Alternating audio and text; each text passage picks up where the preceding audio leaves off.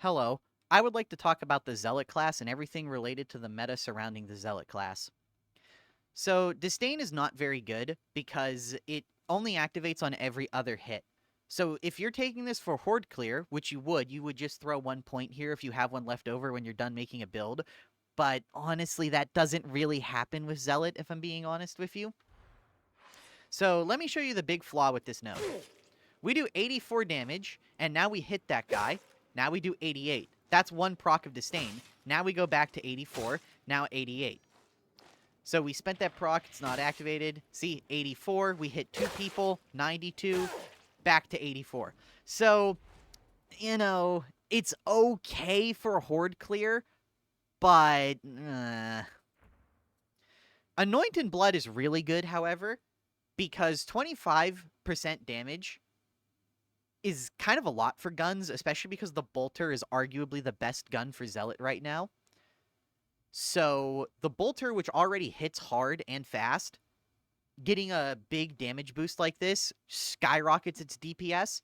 In fact, if you take Anointed Blood and Purge the Unclean, you can do like 20,000 damage a magazine to a boss. It's kind of crazy. Backstabber is a pretty terrible node. It's only good versus Beast of Nurgles, and basically that's it. Because backstabs just make getting headshots on Ogryns harder, and everything else doesn't have enough health to really warrant backstab damage bonuses. So, the actual passive here is terrible. However, this row is so unbelievably overpowered right now that, well, I really shouldn't even say overpowered, more so just dominant. It dominates every single Zealot build. That, you know, even though Disdain is just straight up better than Backstabber, this is more of a tax to get to this stuff, whereas this stuff is a tax to take this. Enemies within, enemies without is nowhere near as good as you'd like to think it is. So, I mean, I'll just show you how this works. Yeah, that's how it works. Look, it's not that small. I mean, come on. You know, you can definitely sit here like this and not take any damage for like 50 seconds to get your toughness back. I think I've proven the point. This is just not very good. Oh, and by the way, in case you're wondering, that replenish is not affected by toughness regeneration speed, like from Curios, just in case you weren't aware. Which means there's literally no way to make this valuable like at all.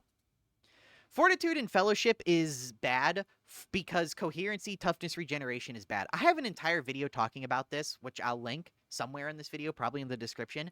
This game runs off a slot system. Basically, if there's an enemy that is melee and within 8 meters of you, you are not regenerating Toughness and Coherency. That is why the Curio perk for Toughness Regeneration Speed is really, really bad, because it only affects that Coherency regen.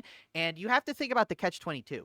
If you are in a position where you're taking damage, you're fighting things, right? Trying to explain this is like that scene with Man Ray and Patrick. It's like, you have to be fighting things to lose toughness, right? And by fighting things, you have to be close to them, right? And being close to them turns off the toughness regeneration, right? So toughness regeneration speed's not good, right? And then people are like, nope, sounds good to me. And it's like, you know? Anyway. Purge the Unclean is great because Infested is like the most common damage type in the game when you play on Oryx, because these guys are infested and dogs are as well, but that doesn't really matter. These guys are Poxwalkers, and they're just the stronger horde enemy of these guys. These guys also have 300 total health. 375, let me correct myself. These guys have 300. So these guys just have more health, and on the difficulties where they're dominant, you fight more of them than you do those guys. So this is also a constant 20% damage. Think about this. You're only taking this to be 25% damage every other hit against a horde. In Auric missions, this is just 20% damage all the time on every hit versus 90% of the horde. And then there's the unyielding side of things, which means this is also just 20% more damage versus bosses. And then you consider that the node right before this is really good to take for boss killing specifically. And this stacks with that and is just a great horde clear node in general. Yeah, that's why Disdain is generally never taken. Blood Redemption is okay. It's not, like, the worst thing in the world. You could take it, but it would never be optimal. Let me just show you what I mean. So we have 1 toughness here, and now we have 6. So we got 5 toughness back. Let me grab this. And now we get, you know, like 8 back. It's okay. You know, it's not the devil incarnate or anything. Though the node right next to it is so insane, there's no reason to ever take this. Because, goddamn, this is crazy. So, critical hits apply bleed over time is whatever. You don't really care about that in any capacity. What you do care about, though, is the line below it. Melee hits on bleeding enemies grant 10% critical chance for 3 seconds. Right, so every single Zealot build is either going to be taking Blazing Piety now, or it's going to use Riposte on its weapon. There's pretty much no way around this. Let me just pull this out real quick. Or they're going to be using, like, Riposte on their weapon. Which, this is 20% critical hit chance. And this is 15, potentially 25. So this leads to a situation where every major engagement, even versus a horde, you're just doing this for the guaranteed crit and to get it on cooldown and to proc the attack speed from it, but we'll get that when we get there. You start every single engagement with the ultimate, guaranteed crit. That 1 guaranteed crit hits like 5 enemies, applies bleeding to like all of them, and this just immediately gives you 30% crit chance, which will stack with this like 25%. And then you add in the class's base crit chance, and you're rocking like 60% crit chance permanently. This node honestly kind of sucks. I know people use this sometimes in Martyrdom builds, but I truly don't understand why you would use this. Maybe I'm way off base with this, and this node has like a huge fan base that I'm about to piss off. But damage that would take your health to the next wound isn't common. Generally, on Zealot, because you have so much damage reduction, shitty trash Poxwalker hits or whatever are not taking your health to the next. You got to think about this. Think about this logically. Something like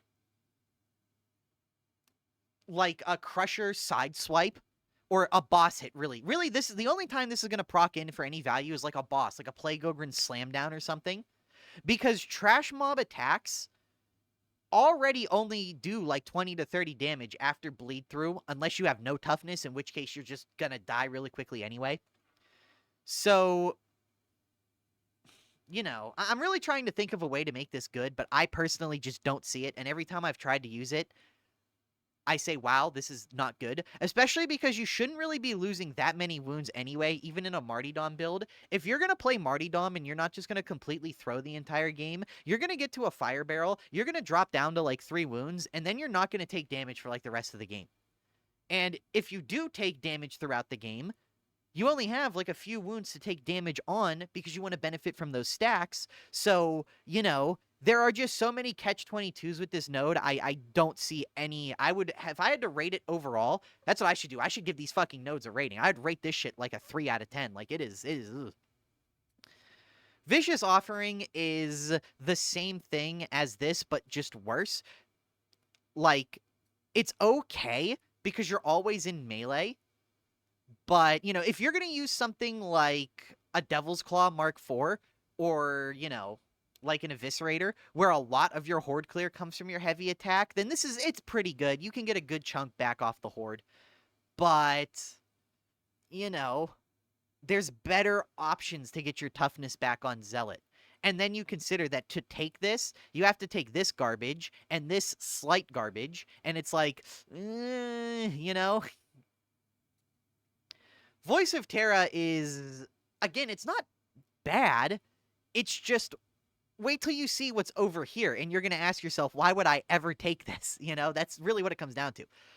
4% toughness on ranged kill. Let me just show you what that's like. Because it is honestly pretty okay. Then you pull the bolter out against a horde, and you're just like, you know, like, especially if you're going to use a flamer where you drop hordes in like 5 seconds, it's a passable passive. It's just in a bad placement because immolation grenades are terrible, but we'll get there. This is another passive that I think is just unusably bad. healing 20% of the damage you take over 4 seconds is nice and all, but like, okay, so you lose half your health, heal 20 of it back, you've only lost 70% of your health. Okay. Like, you generally lose a lot of health very quickly in this game, or receive very small chip damage. And this node just doesn't really do anything. Like, I understand Until Death, but this is like Until Death, but way shittier.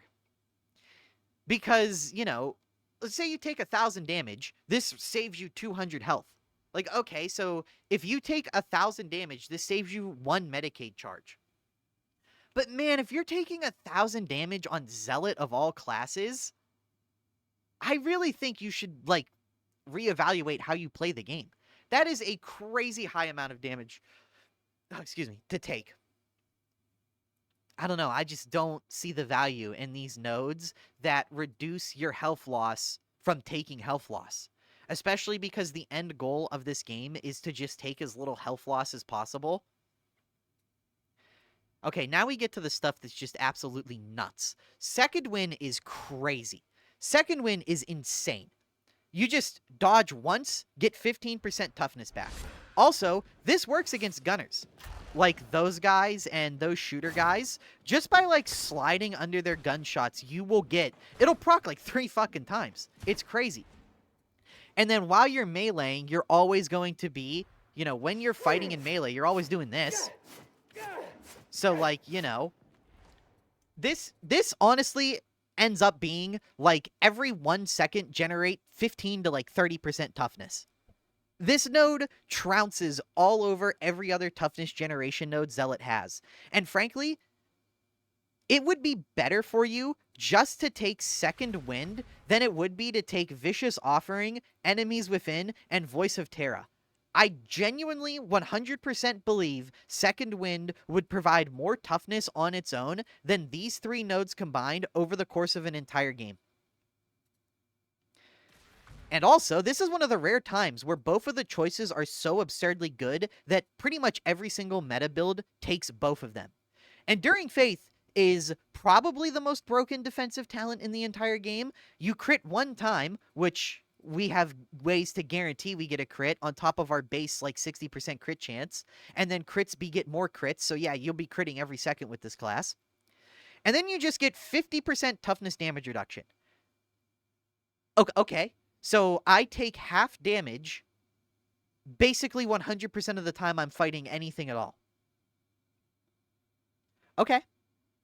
All right. Okay. Sure. That is such insane value, especially when you consider that. So let's say you have 170 toughness. You slide under gunners for like 3 seconds with Second Wind. You restore like 130 toughness back. And now that toughness is like almost, you know, it's 50% more durable.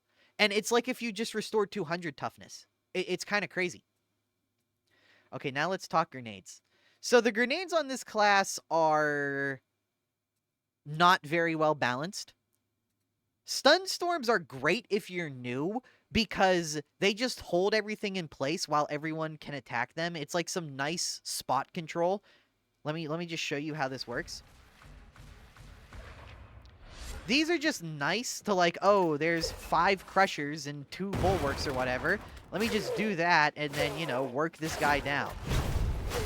You know, like you see what I'm saying? Like, that's okay. They've got really big radius. Here, they generally go from this guy, so let's just drop this, like, here-ish. Okay, so that didn't quite reach. So that got to, like, right there-ish. So they've got, like, 10-ish meters of range and hold everything down for, like, 5-7 seconds. They're just fine. The problem is, Zealot doesn't need this at all. Like, genuinely, Zealot doesn't gain anything from having a stun, frankly. In fact, you could argue that this class, more than any other, is harmed by a stun. Crowd control actively hurts this class. Because remember, this is where you get a lot of your toughness from, and this is where you get a lot of your damage from. Oh yeah, you also get a lot of your defense from this. Virtually every single, like, super tryhard meta build is taking good balance, taking Dualist, taking second wind. And if you aren't going to go this way and take Righteous Warrior, you kind of want to take Riposte as well on your weapon. So you have a weapon blessing, 20% of your crit chance comes from a dodge, 15% toughness on a dodge, 25% flat damage reduction on a dodge, and effectively another straight up blessing level talent. All of that is procced by dodging, which means you constantly need to be dodging on this class. You need to dodge, you need to actively walk into attacks to dodge them so you can keep all this stuff active and procced, so you can keep the Zealot train rolling. Stun storms shut that off. So you kind of actually lose effectiveness by stun. This is also, by the way, why Smite is so fucking hated, especially by Zealot players, because you're basically invalidating the point of my class, you know, when you use all this crowd control stuff. Okay, now let's talk about these grenades. These grenades are, in my opinion, some of the worst in the game. Because, one, their damage against unarmored targets is okay. You know, like, you will kill a horde with this. But killing a single horde, assuming you get a situation like this, where they're all, like, say, running between these two pillars, and then you can do this. Excuse me. Like, you will funnel a lot of things in here and kill the horde. Problem being that against stronger enemies, it just takes forever and they just kind of walk out of it. See? Like, nothing is going to... These things are not going to stand here long enough to let you do this. And against heavier armored guys, it does literally fucking nothing unless you go out of your way to make it work, you know, with, like, some kind of, like, you know, uncanny nonsense like this. And even then, with Uncanny Strike, it's still only, like, okay. You know, so, like, the enemies that you would want to wither down, you can't exactly wither down. And the enemies that are so weak, you just beat them by spamming M1. You know, that's where it excels. It's good versus things you don't need to be good against, and it's bad versus things that actually require some investment. Okay, now let's talk about what is honestly just the best blitz in the game. It's between this and Shredder frag grenades. Blades of Faith are fucking insane, and I'm not going to talk... If I want to go in depth in these, I'll give them their own video, because they honestly really deserve it. But the main thing you need to know about these is this right here. It one-shots elite gunners if you get a headshot. Okay, there you go. Zealot, Blitz, solved. This is always going to be the best one. Because you're fighting, you run away, you know, but then you miss. This is where people get the impression that these things are bad. Because you were fighting, you turned, you slid to get under the gunner shots, and then you missed the throwing knife on him. And then you die because of it. However, in that same situation, you could just as easily hit him. Tanner, come on, demonstration. Oh yeah, another thing to mention, they also one-shot flamers as well, which is kind of a big deal. So, everything you could want to deal with, snipers, flamers, gunners, all of this stuff that's really fucking inconvenient for a melee-centric class to deal with, can get absolutely eviscerated by these and die instantly. You don't have to pull anything out, you just click the button and it's basically hit scan. See? You just click the button when your crosshair's over top of it, and everything dies. So if you're decent at hitting these knives, they are so dominant. You also never have to pick up grenades, because you get 2 of them back per ammo tin pickup, and you get 1 of them back on elite kills, and special kills as well. So, you know, so just by killing elites and specials, you get them back. Just by picking them up, you get them back. And they're instant hit scan one-shots on the most threatening enemies in the game. If you are serious about playing Zealot, right? You're like, I want to be a Zealot main. I love this game. I want to put 500 hours in this game, and I want to play Zealot, Zealot, Zealot. You are going to have to, at some point, accept that you need to get good with Blades of Faith. Because the difference between a Zealot that takes Blades of Faith, because think about it. If you are like, I refuse to use Blades of Faith, yada, yada, yada, then this means that you still need these 3 nodes. These are like the core of every Zealot build. But now, you don't want Blades of Faith. So now you got to take this, which is okay. This is garbage. You know, this is like sort of okay. Now you can take Stun Storms. And look at that, you have 19 points left and you haven't fucking gone anywhere. Well, I should say 20 points. So you've spent a third of your skill points to get absolutely nowhere. And if you just try to play without these nodes to save these points, I mean, you're giving up 30% crit chance, you're giving up most of your toughness generation, and you're making your toughness take like twice as much damage. Like, do you see how that severely gimps your build? And if you just take these throwing knives and you just say, okay, well, I'm going to take it for points efficiency and just never use them, then how are you going to deal with, say, gunners? You know, you fight, slowly pull out the bolter, and then, you know, line it up and double shot them. Like, okay. If you're using the flamer, which is one of the best melees in the game, you literally can't deal with gunners if you aren't good with the Blades of Faith. These single-handedly patch up so many problems Zealot would otherwise run into that if Zealot doesn't feel good for you to play, it's probably because you're not very good with the throwing knives.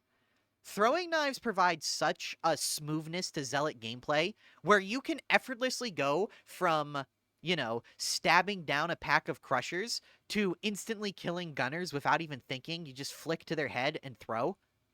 You can... Guaranteed you'll always kill any specials as soon as they spawn, where they spawn, gunners, all while having complete control over melee. This is the glue that holds Zealot together. Alright, let's talk about some other stuff now. The Emperor's Bullet is fucking terrible. 30% impact strength might as well be nothing in this game because nobody cares about impact or stagger or any form of crowd control. Remember what I said earlier about this stuff? Yeah, crowd control is arguably an active detriment at worst and does nothing at best. So, getting extra crowd control for emptying your ranged weapon, something you do, like, basically only against bosses, which, by the way, like, if this said 50% melee damage and, like, 20% attack speed for 5 seconds, then I'd maybe consider taking it. Because the only time I'm mag dumping my gun is against the boss, and against the boss, I don't care about impact strength ever, you know? The attack speed is cool, but 5 seconds? No, dude. Literally, like, you do this, you know, you boom, boom, boom, boom, boom, boom, boom, boom, boom. And it's like, there you go. By the time you go from this to having pulled this out and done your first attack, you've already eaten up like 45% of the buff. Like, the time that the buff's active for. Just, this is truly one of the worst passives in the entire game. This is like a 0 out of 10 passive. Absolute garbage. I'm sorry, I genuinely can't think of a single good thing to say about this node. Even if you're using, like, Revolver, and you're, like, emptying the mag, like, every couple times you're pulling it out, 5 seconds is just not enough. I don't know. I'm genuinely struggling to think of a single positive to taking this passive ever. Dance of Death, however, is nice. It's really nice for the bolter. It's completely unnecessary for everything that isn't the bolter. There really isn't any way for me to show this without just straight up pulling this out, so give me 1 second. And then give me this guy. So, this is... Okay, wait, hold on. I should have showed this first. Sorry. You see how the bolter is really bouncy and, like, goes all over the place? And how that can make repeated shots kind of annoying? Yeah, so with good balance, this is what happens. Okay, I need to dodge this and make you go away. Sorry, this is just kind of fucking annoying to showcase, because it's only 3 seconds long and it procs on dodge, so I need something to attack me, and then I need to not get hit, which you're kind of starting to see the big problem with this node that I was going to get to. But look, you know, very good if you're in a situation like this where you're just dodging a gunner and you have like 1 or 2 guys going after you and you aren't recording a fucking video. But yeah, Dance of Death, it's okay when it works, but making it work is so jank, again, because of the 3 seconds, that it's just kind of whatever. And there's really only one weapon that actively benefits from it. Dualist is 10 out of 10, 11 out of 10, probably within the top 3 best skill nodes in this entire game. 50% weak spot and critical hit damage. One of the best blessings in the game is called precognition. Where is it? Where is it? There it is. 60% finesse damage for 2 seconds on dodge. Dualist is literally just another layer of this stacked on top of this. This is quite possibly the strongest damage. No, I'm going to straight up say this is the strongest damage blessing in the game. Like, it is like having a no, it's not quite like having a maxed out thrust, because thrust, you know, takes like 5 seconds to fully charge or whatever. It is, I even have a video showcasing this. Unironically, against Crushers, which are enemies that have the most armor in the game, and Uncanny turns armor off, Precog adds against Crushers almost the same damage bonus that Uncanny at 5 stacks adds against Crushers. That's right. This gives the same damage to enemies despite their damage reduction as just taking away their like 60% damage reduction does. Think about it. That's fucking crazy. So then you consider that this gives you that damage to everything. Bosses, horde, berserkers that you're dodging. And then you consider that you can just get this all the time as well from the tree. There is no such thing as a meta Zealot build that doesn't take Dualist. I'm sorry, that is just how the cookie has crumbled with this class. If your build doesn't have Dualist, there will always be a better version of it that takes Dualist. 50% weak spot and critical hit damage is fucking giant. This would be like if you could have a weapon with 3 blessings on it, and you could stack blessings. You know, like, I don't know how else to put it. That is absolute insane levels of value. Especially for a 1-point investment. Until Death is a node I'm kind of contentious on because I personally don't like it that much. Because I like to save a skill point by grabbing Dualist, then Desperation, then Benediction. But what most people do, like 90% of people, they'll take Dualist, then Until Death, and then Holy Revenant, and then they'll do something like this. And honestly, I don't think this is, like, bad or a problem. It's just, I prefer to save the point and just do this. But Until Death, it's nice. Every 2 minutes, you get the ability to die for free. The better you get at the game and the more safe of a build you play, the less you need this. Like, I was doing this, the thing that most people do, before this video, so that I could think of, like, unique, good things to say about it. But ironically, the 5 fucking games that I played with this exact setup, I didn't go down a single time. And that kind of just reminded me, yeah, there's a reason why I never take this. If you feel comfortable not going down, especially if you're going to play in, like, my Discord, for example, where you know the players are, like, good enough that they probably aren't getting downed much either, then you kind of just never really need the ability to ignore death. But it's also never bad to have, you know? There's never gonna, your build's never gonna be worse for taking it, but there's also gonna be runs after a certain skill level where it just straight up doesn't activate and you just spent 2 skill points that you could have spent on anything else, you know? That's kind of the main problem with it.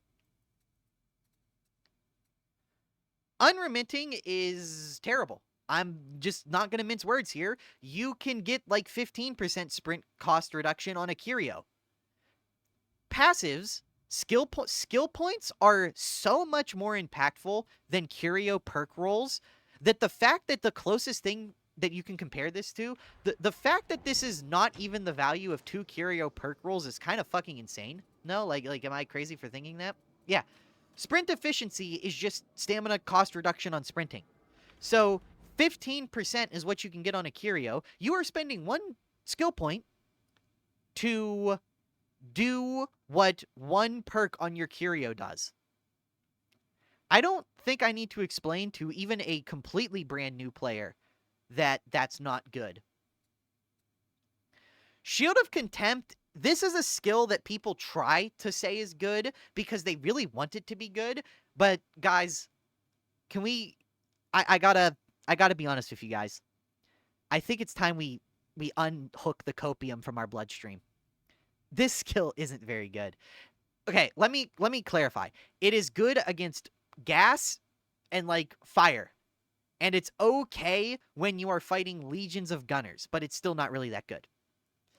So the biggest there are two things that conspire to make this node not as good as it looks when you read it.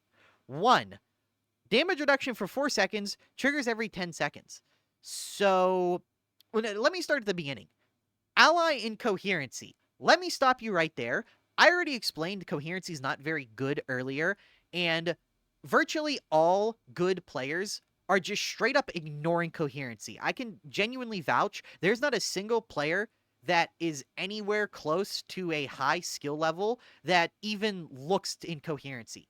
I think genuinely the only exception for this is like Psychers will make sure they're in Coherency during special waves so they can give Psychonetics aura to their teammates and just take like 70% off their ultimates.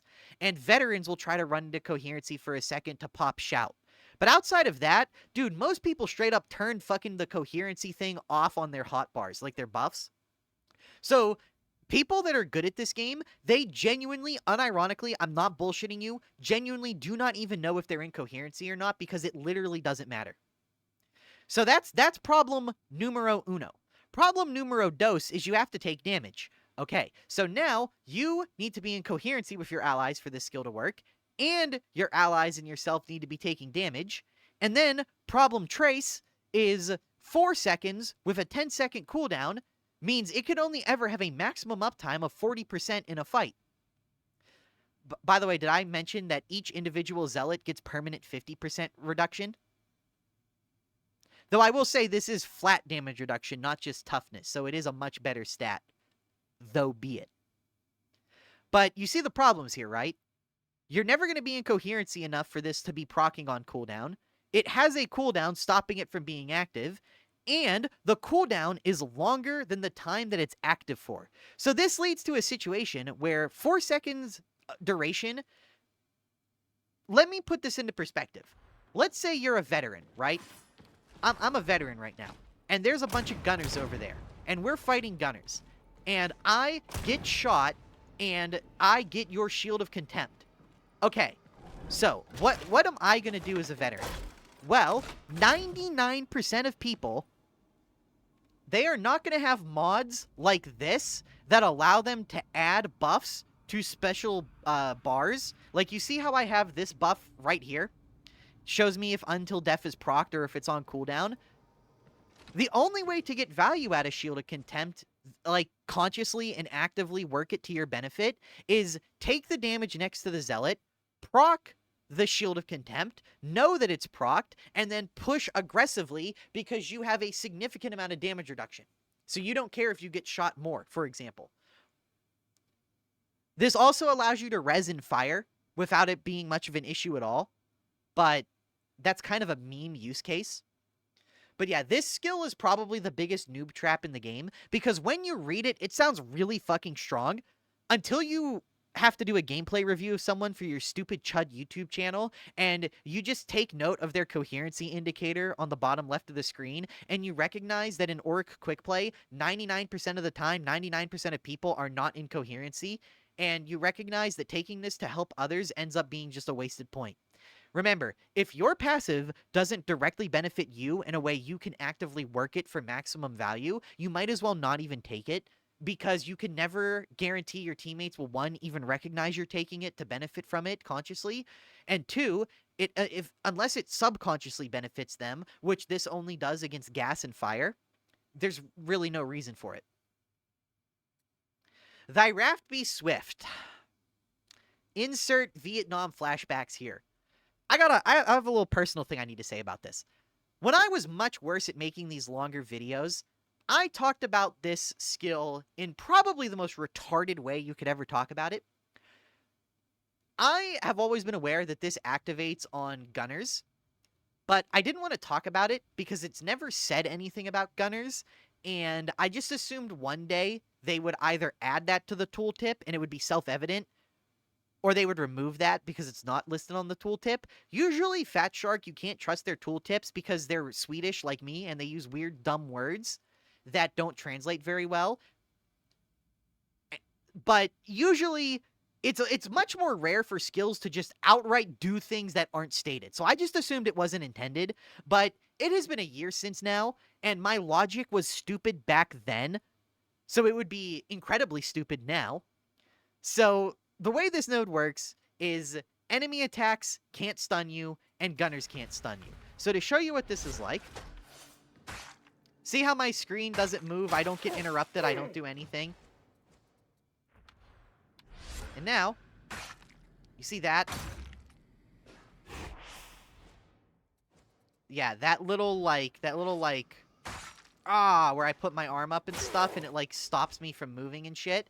It gets rid of that, which is nice. There will be times when you're, like, running from a crusher, you get clipped by a single attack, and then the overhead comes down, and you're like, oh my god, fuck my stupid chud life. And sometimes it's nice against gunners to get you into cover that you otherwise wouldn't get into. But me, personally, whenever I tried to play with this node, I genuinely didn't notice it. Nor did I have it save me a single time. Me, personally, I would never recommend taking this node. But I know it's seriously loved by a lot of people because it does smooth out one of the, like, not one of, it smooths out the most common. If you were gonna have a bullshit death, like, oh, I was fighting a horde and there was a trapper and I went to dodge, but some chud nicked me in the back the millisecond I clicked the dodge button, so it didn't happen like I expected it to, and I didn't, I wasn't mashing the button to just dodge again. This removes that. So, the most bullshit deaths in the game, this node does stop. I personally try to avoid them by not being in that situation, but I recognize that's not possible, and most people won't even want to think about the game like that. They just want to hop on and play stuff. In which case, I would say this node is actually really good if you're just like, whatever, man, I just want to get on and just kill shit. However, I do think good balance is just kind of better than Nyraft Be Swift. And the reason for this is damage reduction stacks in this game in the worst way possible, where the percents are like multiplicative with one another. So it's not like 50 then 25 makes 75. It's like 50 and 25 makes like 60 something. However, you don't have to worry about that at all with good balance because this is just damage reduction, not toughness damage reduction. So the way that this works is you take an attack. Here, let me just show you.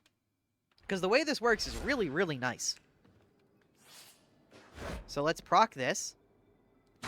And then this dumb fuck takes literally an eternity to actually hit me. So let me proc a few more of these guys. Hold on. So you see how I had 104 damage there? Like 104 on my toughness. I went from 147 to 104. So now let me just do this. And proc this. And you see how it took 2 hits to bring me down to 104. So that extra 25%, like, doubled how many trash mob hits I could take. You might have to go back and watch in, like, 0.2x speed. But I got hit, went down to a number, got hit again, then got down to 104. And the reason is because the crit guaranteed, it made it so that this procced. So I took 50% less damage from my thing. And then, so they did the attack to me. And then that attack got reduced by 50%.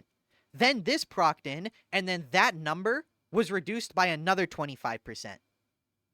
Which means the already reduced number got reduced again by this because it's a unique stat. So it ends up giving you a lot more effective toughness than you think. This gets really crazy when you start adding in stuff like Stalwart as well. And you're like, here's 50% DR, here's 25% DR, here's 25% raw DR after these have already reduced it. So if a hit does 50 damage, these two take like 65 or whatever percent off, reducing it down to like, 12, 17-ish damage. And then this dodge reduces that like 12 damage down to like 8. And you're like, damn, I can take like 5 hits back to back and only bleed through like 20 damage. This is okay for boss killing, especially Beasts of Nurgles, because you just do this, and then it procs, And if you're going to run triple toughness curios, then it's actually really good, because if you run triple toughness curios like this is not triple toughness curios. Okay, this is. You just do that. There you go. You proc it, and then you like boom with thrust. So the setup would be something like, you know, dodge one attack. So dump your stamina, dodge an attack to proc Dualist and precog, and as soon as you dodge, start holding a heavy attack to start charging up thrust, and then use Fury of the Faithful to like supercharge the crit, and then let it go on a Beast of Nurgle weak spot. That's how things like the Dueling Sword can do like 20-30,000 damage in one attack, by the way. And that's how things like Martyrdom, Thunderhammers one-tap bosses. It's just, it's very situationally nice. And hey, if you're not going down in the first place and Until Death isn't proccing, then why not? Even if you only get to use this one time against one boss, it at least did something for you. This is okay. Reload speed on melee kills is fine. This is actually really good for revolvers. But, like, you have to take this garbage to get there, and you have to take this garbage. This is a 0 out of 10 node. This is literally, like, as good as a Curio perk. So that's 2 skill points that achieve nothing just to take this, which is actually really good.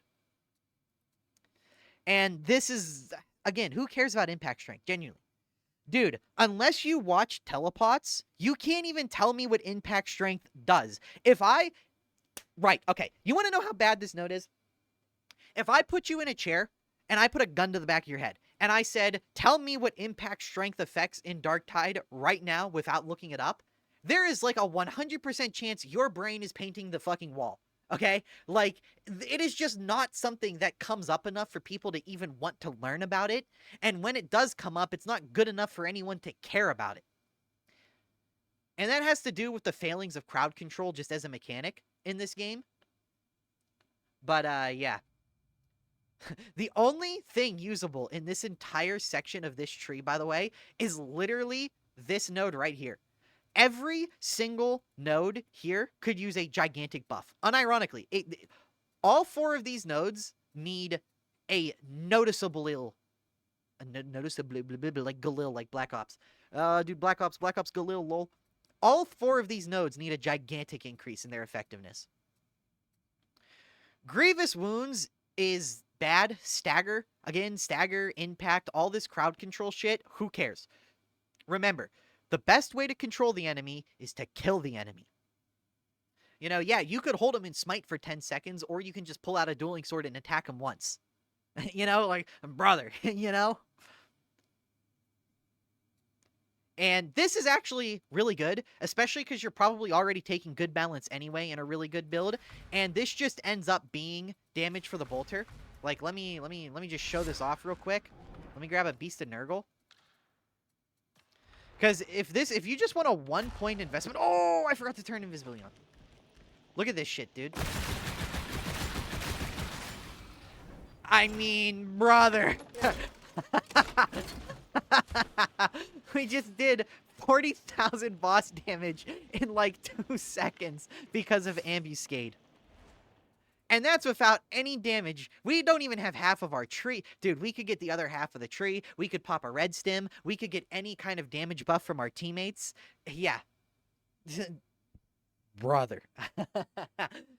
This is why a lot of my builds on this class will put 1 point into this. Because let me show you what this is like without that.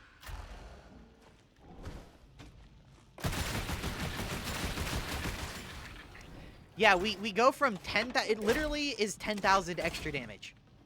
Like, on that mag dump. Hey, man, you know, it's another, like... You know, that's another, like, what? Like, 1/4 of the boss's health. But, yeah, Ambuscade, pretty good. And, by the way, the only reason this is good at all is because of bosses. This is 1,000% a boss-killing node. Most of the time, most people are going to want to do most of their boss damage by shooting the boss because of safety reasons. So even if it's like a Plague Ogre, you know? Let's say you're back here, and the Plague Ogre is running it, attacking your teammates. Well, you're just going to do something like this.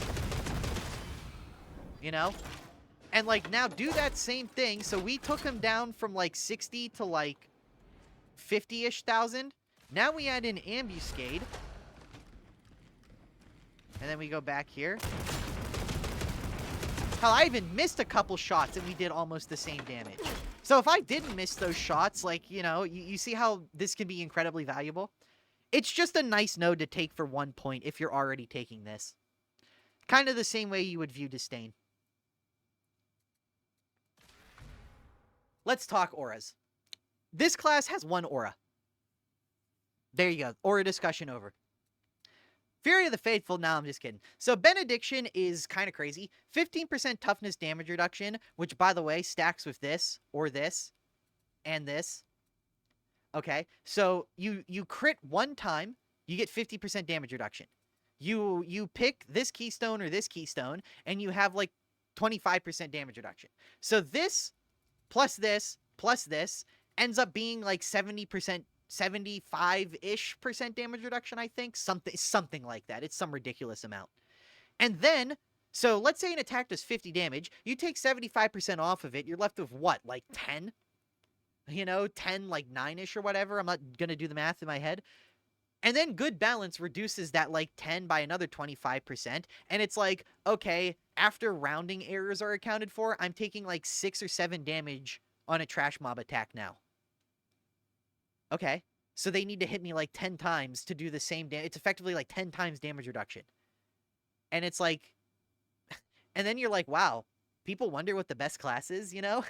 Because it's just ridiculous, the kind of damage reduction this class can get to, partly thanks to Benediction. Beacon of Purity is awful. I think this very well may be one of the worst auras in the game. It's definitely in the running.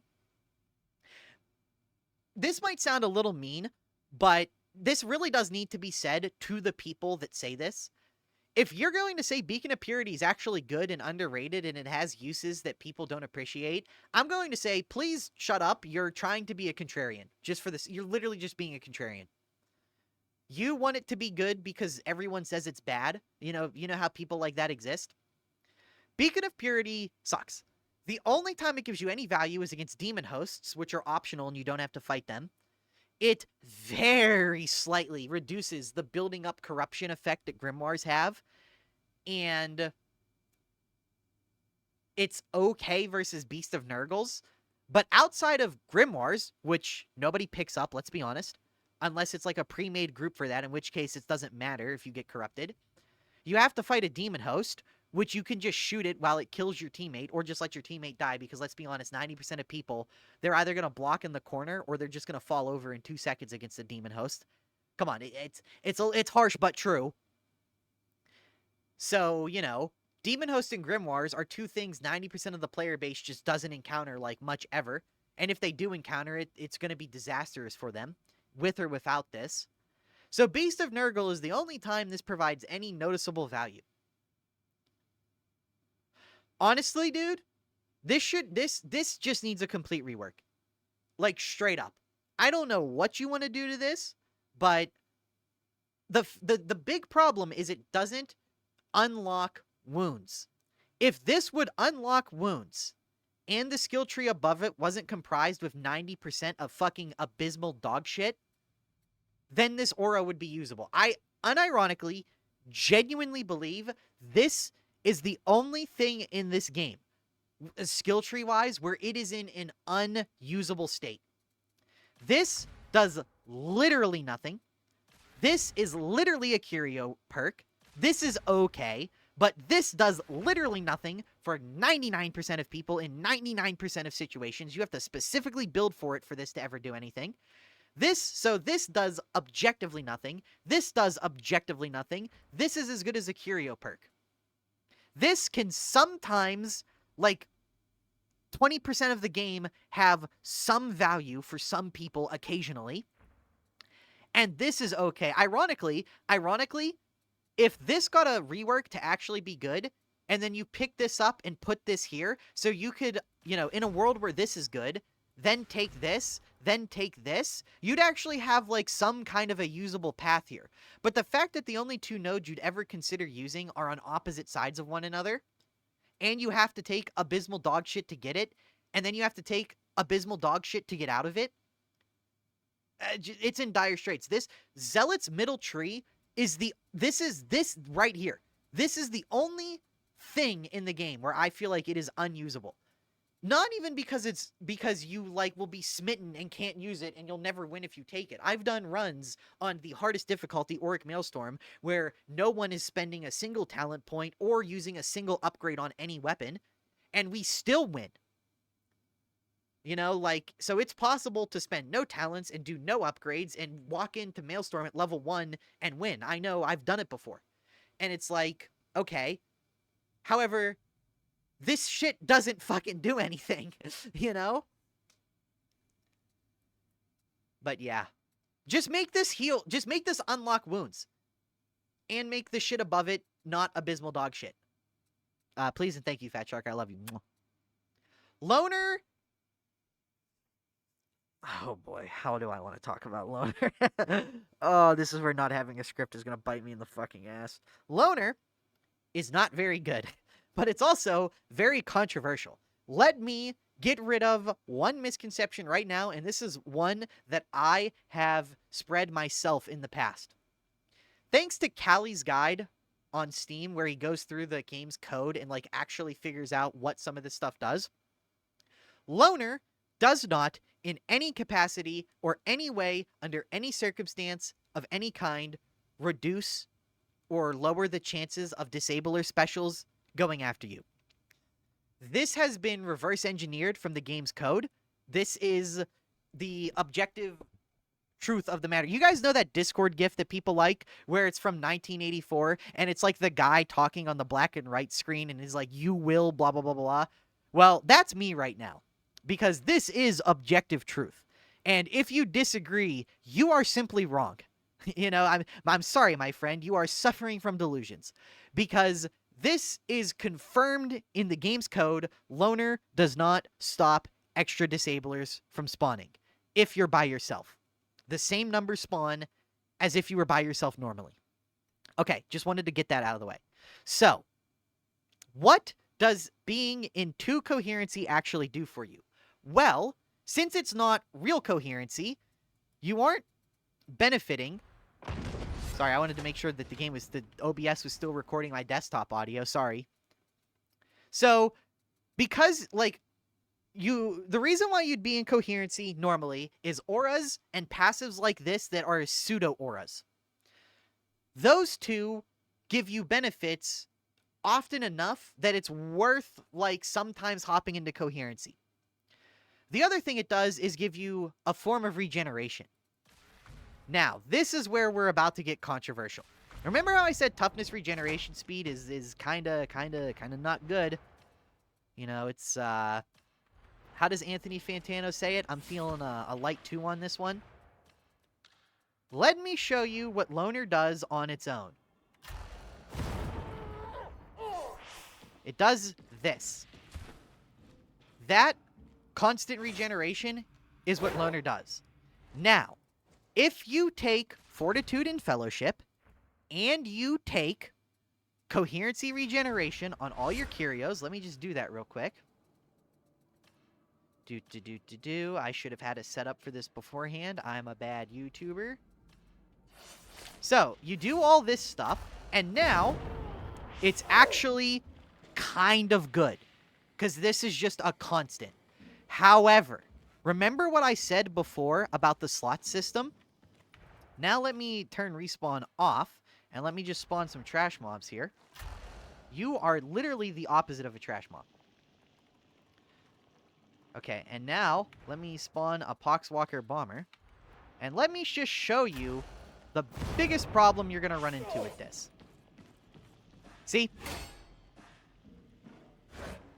Yeah, see how it's, see how I'm getting more toughness back just by dodging? Toughness regeneration speed is the worst stat in the game, and anyone who tells you otherwise either isn't good enough at the game to recognize that there's a catch-22 involved with it, or they just don't know. And if they don't know, then you shouldn't flame them, but you should definitely be like, hey man, just so you know, this doesn't really do anything. You should definitely be kind about it, but this is one of those things where it is such a massive misconception amongst the community I genuinely just think people don't know. There are a few people who do know and say it's still worth it. Those people are just wrong. Like, they're silly billies, you know? I was gonna say a different word, but I'm trying to be more positive, be more upbeat, you know, be less insulting. They're silly billies. There's no way around it. You either The only way you can benefit by this is if you're not fighting things, and if you're not fighting things, you aren't generating toughness from this stuff. And if you are fighting things, then this becomes worthless, and all three of your curio perks become worthless. How did Filthy Frag... Oh, man, seems pretty gay to me. You know, like... Alright, now let's talk ultimates. Fury of the Faithful is great.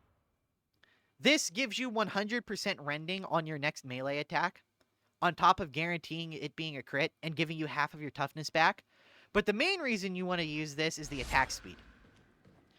So let me turn this stuff back on. Hello? Okay. So you see this attack speed? Kind of shitty, not the greatest forward clear. Then you do this, and now you are schmoving. So do you see how I have a custom HUD here that ticks down on the buff?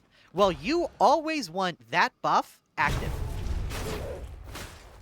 You always want that active, because that 25% attack speed ends up being like 30, 40 fucking percent of your total DPS. So not having that active is like being half a zealot. It's like a zealot with a broken leg, dude.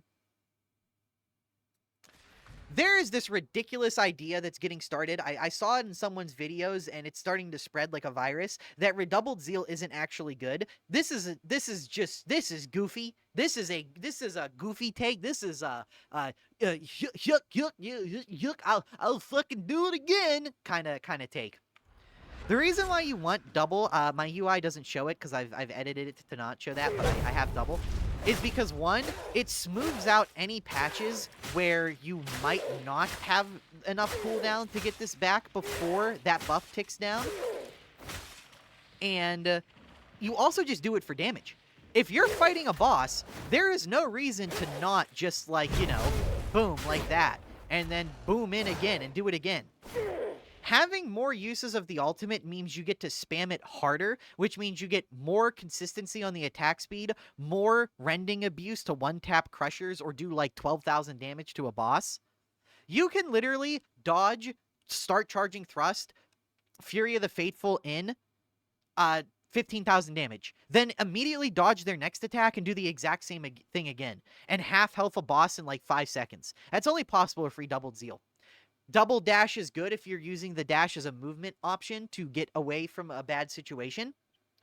Hell, you can dash into a fucking wall to get your toughness back right before a fight, and then dash again for the fight to generate the rending if you need it.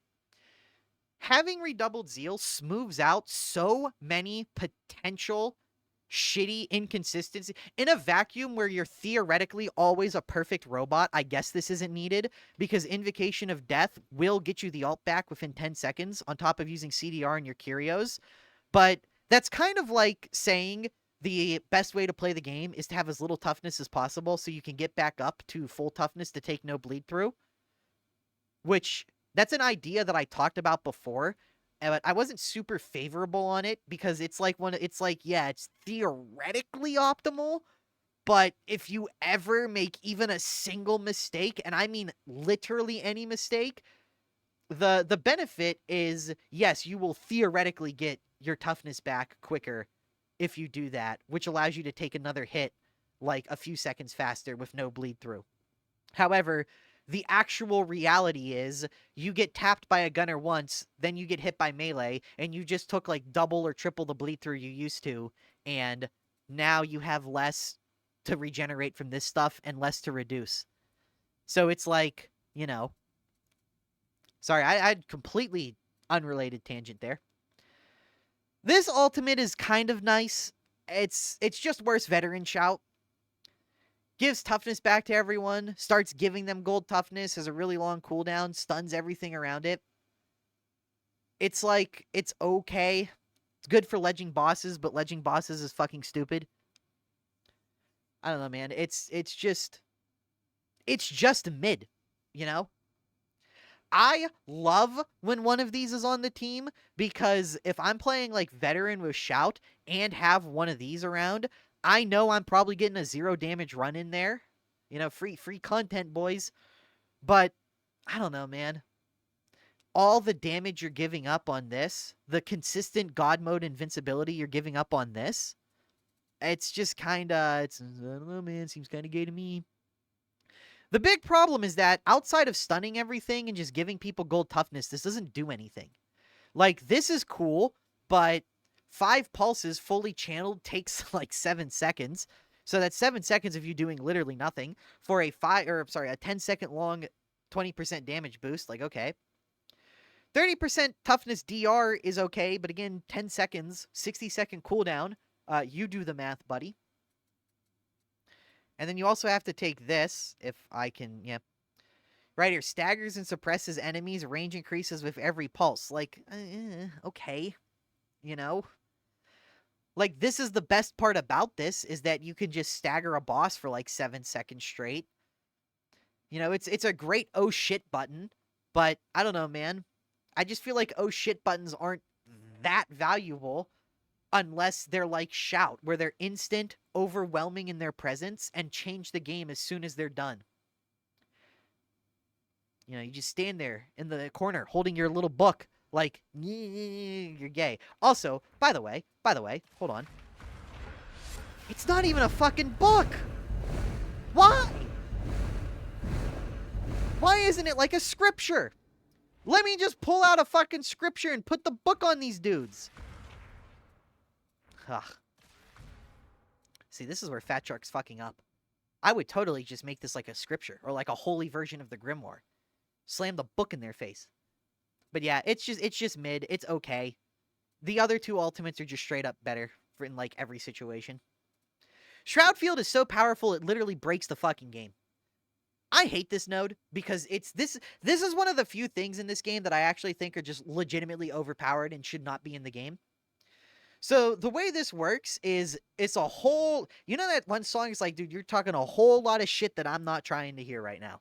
So basically, it like triples your backstab damage because it gives you 100% critical damage and like and weak spot damage, and gives you 100% backstab damage, which is just base damage, which gets multiplied by those criticals and headshots. So you get double base damage, which then gets doubled for getting a headshot, which then gets doubled on getting a crit, and then the modifiers for that modifiers for that headshot are doubled, and then modifiers on that critical modifying that headshot modified by the modified base damage gets doubled, which then gets modified by this to another 50% degree, which then gets modified by this to another 60% degree. By the way, though, there are people who think crowd control is good, and like holding things still with smite is a good way to, oh man, I'm gonna have to make a video on that. I'm gonna have to be super kind for that one.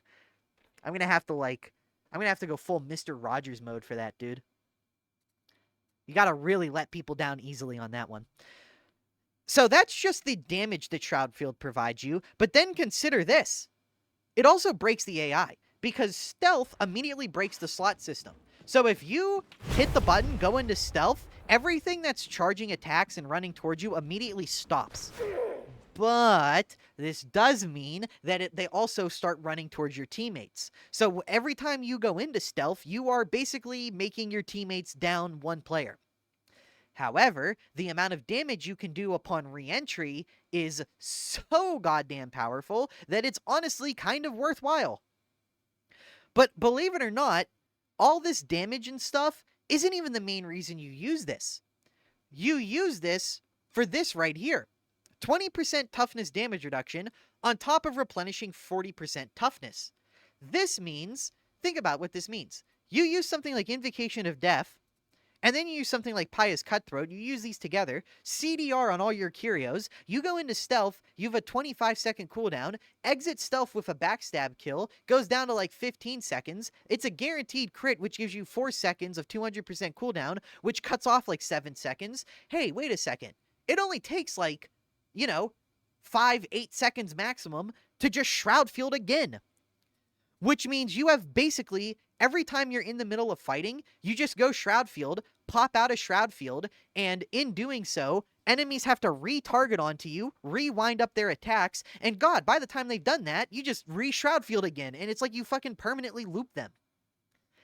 And if you ever do get hit during this process, you have that 20% damage reduction, which stacks with this 15% reduction, which stacks with this 50% reduction, which will stack with these reductions as well. And oh, hey, now you're entering like 87%. Oh, yeah, which also stacks with this. Now you're entering 87% damage reduction territory. And after you've done all of that damage reduction, and then this reduces the final number, you're down to like taking 4 damage per hit, on top of the ability to instantly break any aggro on you. And like, you see how this is just absurdly broken, yeah?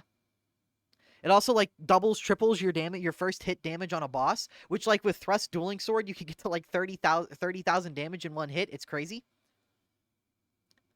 Yeah, Shroudfield is insane. And honestly, I kind of stopped playing with it because playing the game with Shroudfield is not like anything else in the entire game. Unironically, Darktide with invisibility is basically a different game to Darktide without invisibility. Like, theoretically speaking, a build that uses a bad low-tier weapon with a bad blessing and perk setup on it would probably honestly be better than a good build with good weapons using good setups but not using Shroudfield. It's just that impactful to go into stealth, like for your survivability. 5 seconds is cool. Lets you get objectives done. This is okay. I don't like it much at all because of the cooldown increase. But man, the extra damage is fucking crazy. And I've already talked about this. This is broken. This is legitimately broken. Hey, look at that. We're at the bottom of the tree. We're almost done. Punishment is dope. Melee attacks that hit at least 3 enemies grant 5% impact strength for 5 seconds, stacks 5 times, and max stacks gain uninterruptible. So basically, ignore literally everything about this node except for that at max stacks gain uninterruptible. You will never have anything block or break your melee attacks again. We don't give a fuck about anything else on this except for that. That is something like that Ogryns do. You know, they never get interrupted. This basically gives you the primary bonus of playing an Ogryn on a class that isn't anywhere even like half as bad as an Ogryn. You know, hey, pretty good passive, I'd say. This shit sucks. Okay, there's something I have to show you.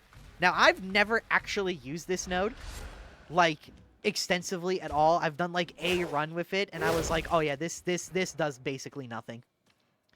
But there's something people always tell me, and I kind of want to do it just to showcase it since I'm talking about it.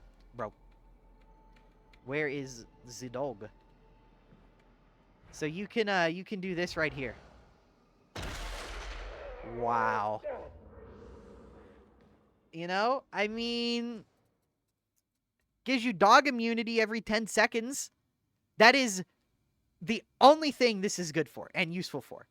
If you hate green dogs, if you literally want to genocide green dogs, kick a green dog baby into a trash can, curb stomp a green dog baby on a sidewalk, if you're like on that level of hatred, listen, man, I'm not going to stop you. I can't stop you. You don't recognize the power you wield, you know? But you are a goofy, silly Billy for not taking Invocation of Death. So this node is not at all intuitive in how it actually works. And I have seen people explain this all the time. So, you do this. Do you see my cooldown? You get the crit, and now look. So I'm still on the cooldown, but so you see how I'm reducing my cooldown by a second like I normally do? And you see how it's kind of alternating between that 1 second, then jumps down by 2 seconds? This effectively starts a secondary track of cooldown for your ultimate by ticking it. Instead of 1 second going away every second, you lose 2 seconds every second, then like 0.5 seconds later lose an additional 1 second. This has insane positive synergy with this, because this flat out lowers the initial cooldown by 1%, and then this raises the ticking down timer of the cooldown. So there is maximum positive synergy here. Also, This node allows you to just fight enemies, and by the time the attack speed is going away, you see, look, we have this back. So, but did you notice that, like, it lined up perfectly? If you have 3 Curios with combat regen, you ultimate and then never stop swinging with Invocation of Death, it will perfectly line up to where you can virtually, no matter what, maintain 100% uptime on that attack speed. Whereas, without that combat ability regen, there may be some times where the attack speed is down for like 2, 3, 4 at most seconds. Some people say that's not at all. To me, I'm thinking, damn, I'm losing like half my DPS for 4 seconds every 10 seconds.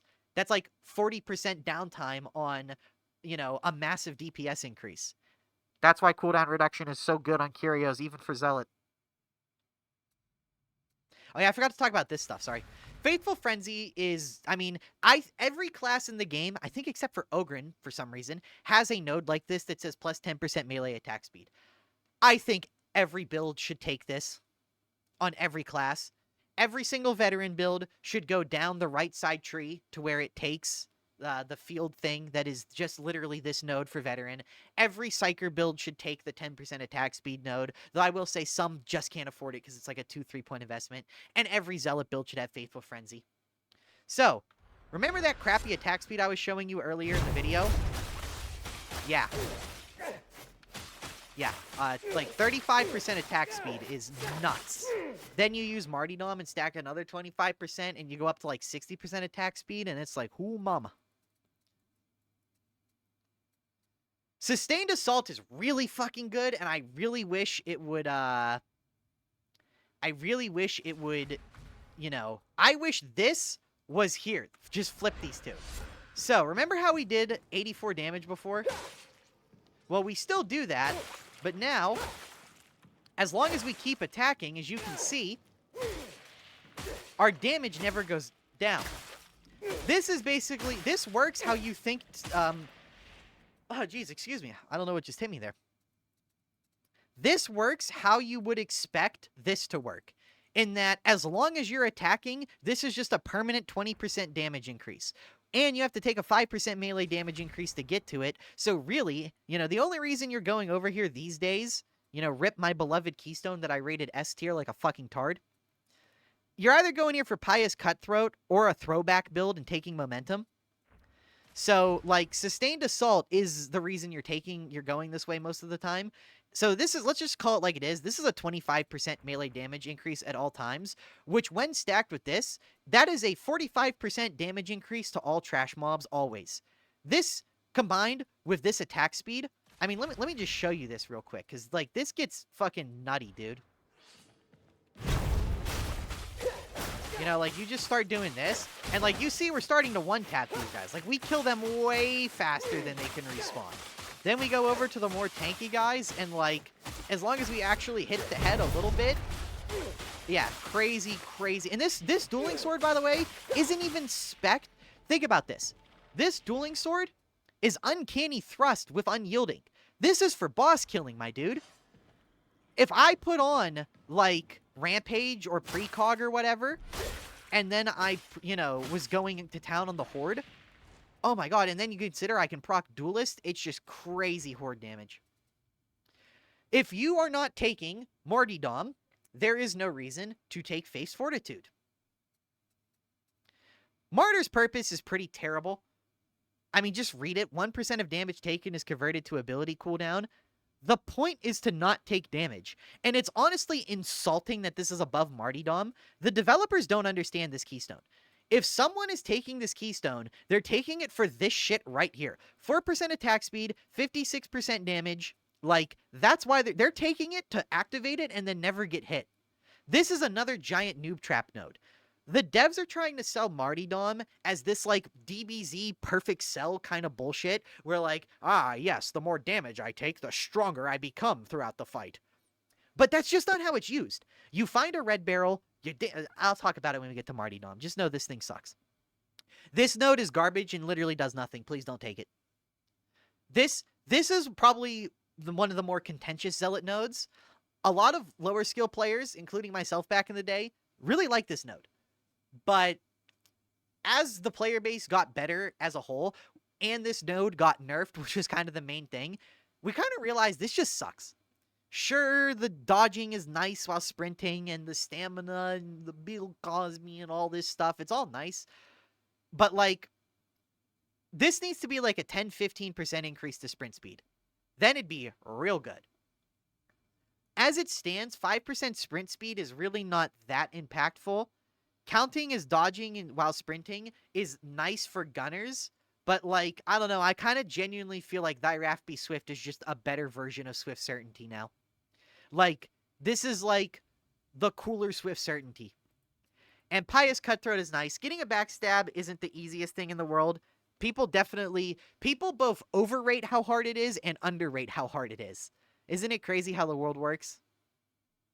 All right, let's talk keystones. And this is where I bet people are going to be a little surprised. Because I did a tier list, and I feel like everything I said was wrong about the Zealot keystones. Okay, so Blazing Piety has just kind of taken over the meta, in that just about every single Zealot is using Blazing Piety now. And a big part of why is because of crit chance scaling. No, not really scaling. Okay, so in game theory, hey, everybody, MatPad here. In game theory, right? And this is something I had to learn playing MMOs competitively. There is actually such a thing as too much crit chance if you run into this thing called opportunity cost. Opportunity cost is just if this, then that cannot be. So, if I take Riposte, I cannot take Precog. I can't have Uncanny to just disable armor as damage reduction and take Precog for damage while maintaining the crit chance. So, Riposte is one of the best blessings in the game. However, you can not... The meta's in a weird state right now where there's this perfect storm of events. Uncanny just disables armor as a thing you even have to think about. It just makes them literally the equivalent of unarmored enemies, and they just have big stacks of health. Thrust basically invalidates bosses by, like, doubling your damage output versus them. Precog kind of does the same thing, but it requires a little more finesse to use. So you really don't want to spend a blessing for this crit chance unless you're, like, veteran, and it's the only way you can get crit chance. So if you are going to use Blazing Piety plus Scourge and, say, Righteous Warrior, 25% crit chance, 30% crit chance, we're at 55% crit chance, class is a base of 5%, we're at 60%, maybe you take 5% on your weapon, you're at 65%. Okay, so if we had another 20% crit chance, the difference in damage output, you have to consider after a certain number of crits out of 10. So if you're at 60% crit chance, you crit 6 times out of 10, which means half plus one of your attacks are going to be crits. Increasing your base damage output for those crits to then modify means that giving 6 crits 30% increased base damage for them to double is more valuable than adding a 7th or 8th crit out of 10. And this is based on various factors. Attack speed, what your crit bonus is. But remember, Zealot has Dualist. So Zealot has the hardest hitting crits in the game. So you have Dualist, you probably also have Precog, you have double the crit bonus of, like, everyone else. So your crits hit incredibly hard. If a crit doubles your damage, a Zealot crit, like, quadruples it.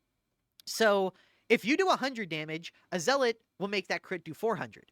Well, if you have to choose between out of 10 critting, let's say one setup crits 6 times out of 10 for 1,000 damage, but the other setup crits 8 times out of 10 for 400 damage.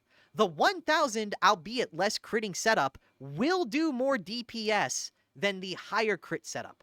There is a point where the opportunity cost of adding more crit chance is no longer worth the investment. Blazing Piety skirts around this and is basically the answer to this. You take Blazing Piety for this 15% crit chance, to stack with this, plus the class's base, and then 5% on your weapon if you want to get technical, and you have, like, enough crits to where focusing on taking a blessing for extra damage will actually end up doing better. And that's kind of why momentum fell out of the meta. It's just better to drop riposte than it is, because think about this. I was kind of thinking about this in reverse before. Also, the metagame was a little different before the most recent patch, which I wasn't super experienced with when I was saying this. This is adding attack speed and base damage for you to give up a blessing to add crits. This is adding crits for you to take a blessing to add damage. And the damage added from the blessing can usually outpace the damage gained by this. Thing is, though, attack speed is kind of a wild card here. Which is not to say this is bad, just I would probably put Blazing Piety above it now. Stalwart is really good in 4-man play, but is really unusable in duos and solos. Well, less so solos, more so duos. In duos, especially in 3veg, something that's going to happen a lot is 1 or 2 bosses are going to spawn. We'll say 2. You have to take aggro from one of the bosses off your teammate, so then you kite them away, and you literally just have nothing to attack. That makes using Stalwart feel like garbage. Because when you really need the crits versus a boss, they just aren't going to be there. But that's not to say Stalwart is bad. I think for most people in most situations, Stalwart is the way to go. Because this 25% damage reduction really can't be understated. Fury Rising just means that no matter what the situation could ever be, you're basically always going to have Blazing Piety activated. It's just mega uber consistency. This is okay. 66% of the 15%, it's like 10%. So this is like give 7% crit chance to all your allies in Coherency. It's okay. I don't really think it's worth a point because of all the problems Coherency has. Yeah, it's just not worth a point, but it's not bad, you know, if that makes sense. Righteous Warrior is not the greatest keystone. 10% crit chance that's always active is fucking huge. So, you know, if you're taking this so you can fully peel riposte off your weapon and maintain like a 65-70% crit chance. And then you can use something else. Which that's how I'll be completely honest with you. That's how I usually play Zealot. Righteous Warrior, strip riposte off, and then either go thrust if I want to kill bosses or precog if I want to focus on the horde. We're talking about you next. No, we're going to talk about this. This one's easier to talk about. So momentum is pretty good. Moving, dodging, schmoving, all that stuff. You'll be doing it constantly. And every time you move, dodge, do anything, you build a stack. And whenever you cash those stacks in, you get attack speed and damage for your gun and your melee. And then you also get a shit ton of toughness back every time. This keystone, there's literally nothing wrong with it, but it also doesn't particularly excel at anything. I would still put this in like A tier. You know, it's not bad, but it's not polarizing either, you know? It doesn't let you not take a blessing and replace it with something that provides a shitload of damage, like Blazing does. And it doesn't have that X factor like Martyrdom does. So it's just kind of awkwardly in the middle of these two. I don't want to talk about this. Alright, let's talk about Martyrdom. Martyrdom is my most hated skill in the entire game. Because in a theoretical vacuum, it's the best keystone in the game. Sorry, I think Zeus just hit me with something for saying that. I didn't like that. Martyrdom provides you 56% melee damage, like 24, 25 something percent attack speed, and like, isn't it like 25, 30-ish percent damage reduction? It's like 30% damage reduction, like 25% attack speed, and like 56% melee damage. The problem is, You can't make any mistakes. Except with the caveat of once every 2 minutes you can. So, Martyrdom, the way this works is you find a red barrel as soon as possible, stand in it until you have like 2, 3-ish wounds left, and you have like 4 stacks of the buff, which allows you to get like, I think 30-something% damage, like 16% attack speed, and like 20% of the damage reduction, which is still good. And it still gives you like 100, 120-ish health left to work with. And I definitely think that's the best way to use it.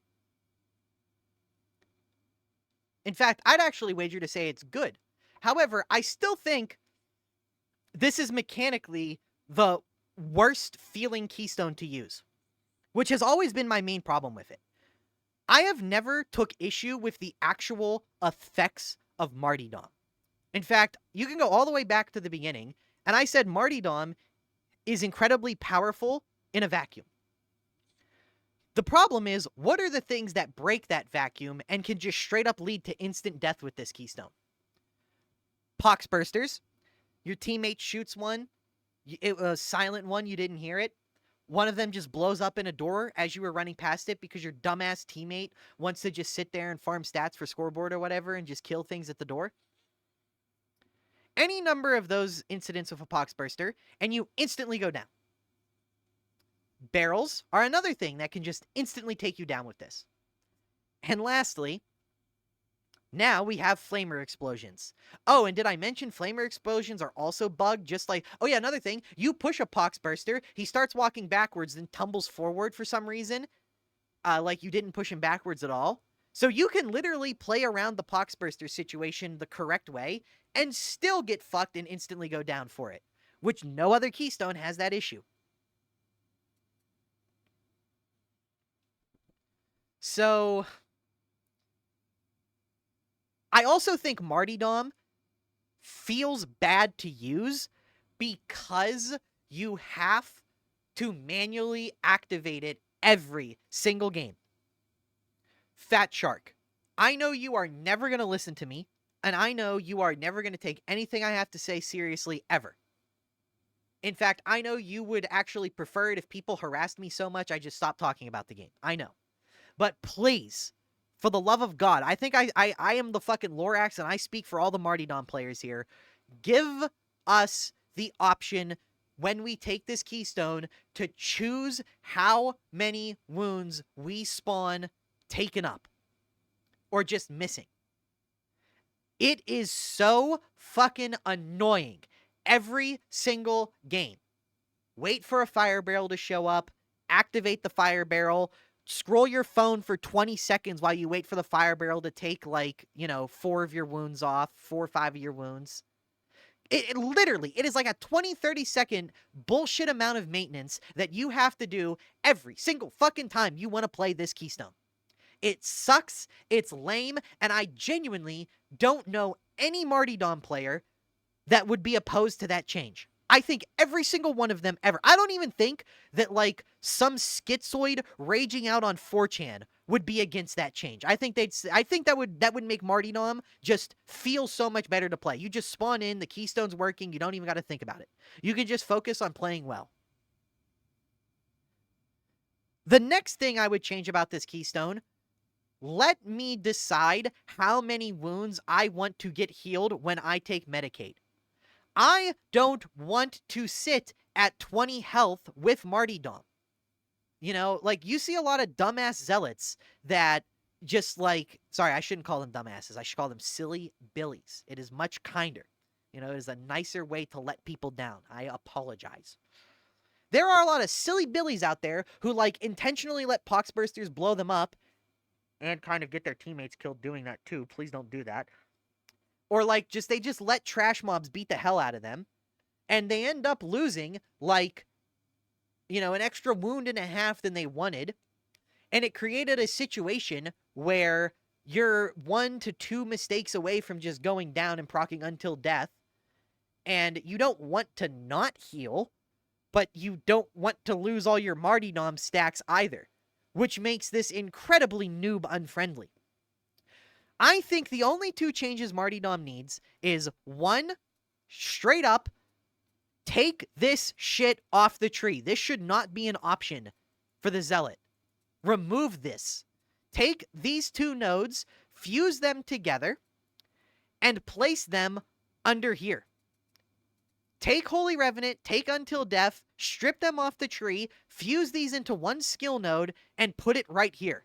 And then put another skill node, like, over here, make another skill node that's, like, right below that one, and have it say, like, you know, reduces Until Death cooldown to 60 seconds. Something like that.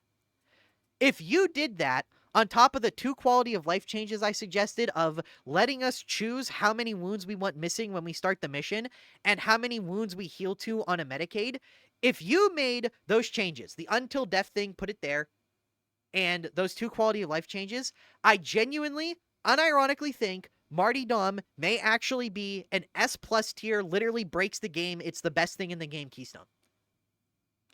But the constant fucking annoyance and time wasting this node brings in, the constant razor's edge you're walking on of your teammates may make a single mistake unintentionally and just fuck you for it. And we all know if you're good at this game, as soon as you go down, you'll notice the run just spiral within the next 10 seconds. You'll go down, someone will run up to get you, they somehow won't dodge the trapper in front of you, then someone behind will die to a gunner that you could have killed like 15 seconds ago and your teammates just ignored.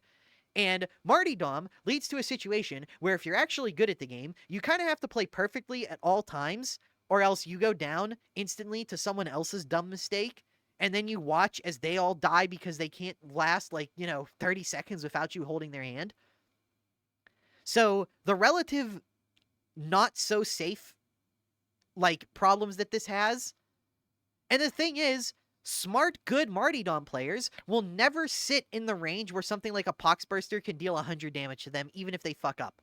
The good ones will always sit at 120. Which does make this node incredibly safe. But again, if you start making mistakes and you fall under that 120 threshold, well, now you have to ask yourself, the fact that one of the biggest hangups with this keystone when I'm playing it is I'm asking myself, man, do I want to take this Medicaid and then go find another red barrel and then waste another 20 seconds waiting for my health to go down so my keystone can go back to doing things? Or should I just potentially take the risk of instantly going down to someone else's mistake and just, keep going as is because I don't want to deal with that maintenance? That is why I hate Martyrdom so much. New players with it just straight up get eviscerated. So it leads to very low quality teammates a lot of the times when they're using this. It is constantly annoying to maintain it. It makes mistakes that your teammates make absolutely devastating, whereas otherwise they're just slight annoyances. But, man, when it works and everything goes right, fuck, dude, it is probably the best thing in the game. Okay, so let's talk loadouts for Zealot. The meta loadouts for Zealot, here, it'd be easier if I do this. You're looking at Knife. The Mark IV is kind of just better than the Mark III, but it's a little harder to use. The Dueling Sword Mark IV is the best weapon in the game. And those two are standout... Those two are your standout god-tier melees. If I had to give a special mention, it would be to the Crusher. The Crusher is probably, honestly, top 3, top 5 best Zealot melee in the game. This weapon is perfect. I think it is perfectly balanced in how strong it is. I think its moveset is perfectly designed in that different parts do different things, and you have to memorize which part of the combo you're on, and when it's more optimal to reset the combo. The Crusher is a good Vermintide weapon placed into Darktide, and every time I use it, I just say, damn, that's right, the weapons in Vermintide were just way better made than the ones in Darktide. The Devil's Claw Mark IV is a crazy-ass sword. This is way underrated by people. And heavy swords are also really, well-balanced. So they're kind of just satisfying to use. Pretty much all of the chain weapons are pretty bad. The biggest problem with all of the chain weapons is very, very, very, very, very simple. If you're optimizing, that is. If you're not optimizing, none of this applies to you. You do this, and you're just kind of stuck. You know, you lose all your move speed. All of these chain weapons do less damage than something like the dueling sword's gonna do. Have none of the mobility of, like, the heavy sword or devil's claw. And you actively can't move while they're dealing damage. You know? Like, even the light attacks are like this. So it's like, you know, like, they're just awkward as fuck to use. Chain weapons, here's the deal with chain weapons, okay?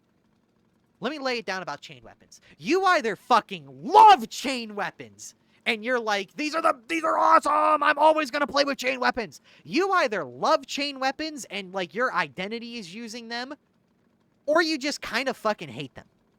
I, unfortunately, fall into the camp that absolutely despises chain weapons. I think they're dumb. I think they make the setting overall lower quality because they are nonsensical, stupid weapons that, you know, literally don't make sense and theoretically shouldn't work at any capacity. So you just have to suspend your disbelief and pretend like this weapon could ever do any amount of damage that it's currently doing. And the awkward get stuck in melee style of latch onto an enemy for like a split second while we kill all your mobility just breaks my autistic brain. So I don't like anything about the chain weapons, and I'm like never gonna recommend them to anyone ever. But they're all just kind of mid. They are just all various flavors of middle of the road. So if you want to use them, go for it. I don't know why I even bothered talking about them. All the shotguns in this game are absolutely fucking dog shit. The worst weapons in the game right here, combat shotguns. Again, we're not here to give an overview on all the weapons. Sorry. The Flamer is probably the second best Zealot weapon. I think it'd be hard to disagree with that.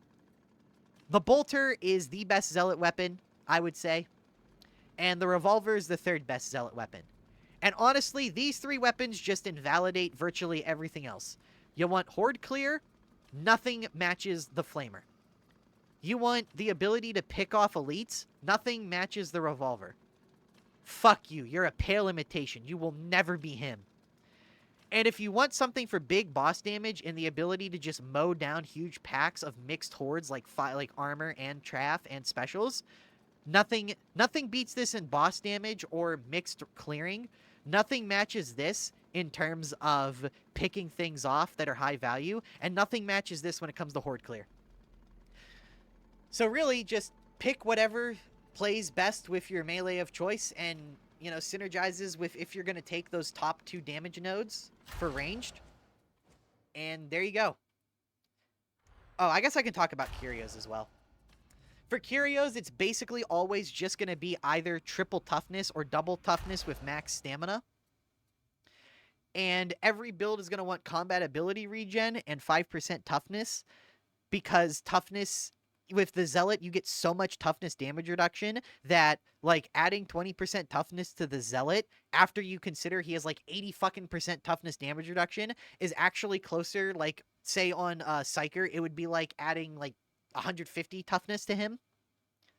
So more of it is always going to be substantially better. Combat ability regen is just so you can always ensure that you can, one, spam your ultimate faster, because at the end of the day, it's never going to hurt to do this 4 seconds faster. Get that guaranteed rending and guaranteed damage and keep the attack speed up. It's never going to hurt to have 4 extra seconds of that, because over the course of an entire mission, it's going to just straight up amount to, like, if you're using it on cooldown, which, let's be honest, Zealot Charge should be used on cooldown virtually without exception, because you have 2 of them. This is one of those cases where you always want CDR no matter what. And since toughness provides so much value, you pretty much always want toughness no matter what. And as far as the third perk goes, you can use anything like stamina regen, sprint efficiency, revive speed. Basically everything else is just kind of worse than those 2, or situational at best. But yeah, that sums up just about literally everything about the Zealot. See you later.